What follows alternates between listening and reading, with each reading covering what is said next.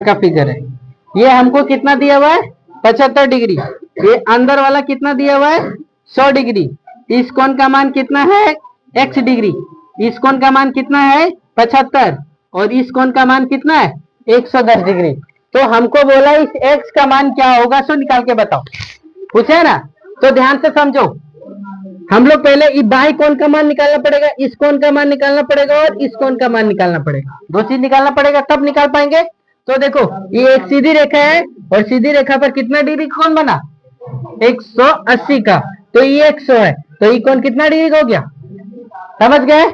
यहाँ भी देखो ये एक सीधी रेखा है। कैसी रेखा है, सीधी रेखा पर कितना डिग्री का कोण, तो ये 110 है। तो कितना हो गया, अब हमको सब बाय वाला पता चल गया।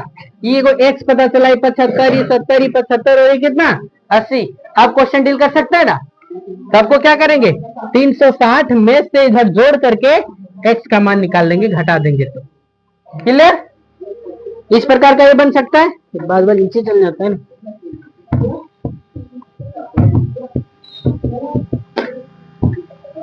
फिर देखो क्या है, सो 7वां नंबर क्वेश्चन में फंसने वाला है ना। तो देखो आप लोग इसको ऐसे कर लीजिए, ये दिया हुआ है ऐसे, इस प्रकार का है, ये इस प्रकार का फिगर है।